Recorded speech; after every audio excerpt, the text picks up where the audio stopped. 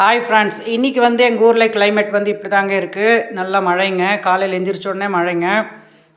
இன்றைக்கி இந்த மாதிரி கோல்டு ஆனதுனால எங்கள் பையனை வந்து இன்றைக்கி ஸ்கூலுக்கு அனுப்பலைங்க.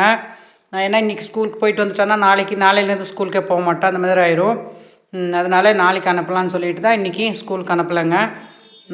ஸோ இன்றைக்கி வந்து எங்களோட காலையில் வந்து பிரேக்ஃபாஸ்ட்டும் அப்புறம் மத்தியானம் லன்ச் என்னங்கிறத உள்ளே போய் பார்க்கலாம் வாங்க.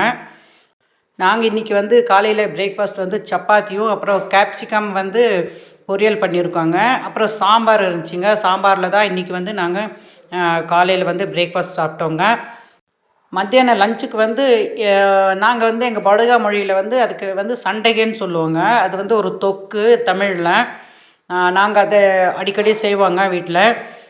இந்த மழை நாளில் வந்து கொஞ்சம் காரசாரமாக சாப்பிட்ணுன்னு தான் எல்லாேருக்கும் தோணும். அதனால் இன்றைக்கி வந்து அந்த தொக்கு தான் செஞ்சுருக்கோம். அந்த தொக்கும் அப்புறம் வந்து கீரை பொரியல் செஞ்சுருக்கோங்க மத்தியானம் லஞ்சுக்கு.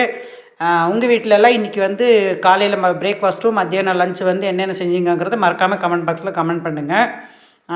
ஸோ மழை நாளில் எல்லோரும் சேஃபாக இருங்க. இன்றைக்கி வந்து உங்கள் ஊர்லெல்லாம் மழை பெய்யுதா இல்லை வெயில் அடிக்குதான்னு சொல்லிவிட்டு மறக்காமல் கமெண்ட் பாக்ஸில் கமெண்ட் பண்ணுங்கள். ஸோ எல்லோரும் மழை நாளில் சேஃபாக இருங்க. அப்புறம் குழந்தைங்கள ரொம்ப ஜாக்கிரதையாக பார்த்துக்கோங்க. ஏன்னா இந்த கோல்டெல்லாம் ரொம்ப இந்த கோல்டு பட்ட குழந்தைங்களுக்கு ரொம்ப முடியாமல் போயிருங்க. அதனால் சேஃபாக பார்த்துக்கோங்க. நீங்களும் சேஃபாக இருங்க. ஸோ இந்த வீடியோ உங்களுக்கு எல்லாம் பிடிச்சிருக்கும்னு நினைக்கிறேன்.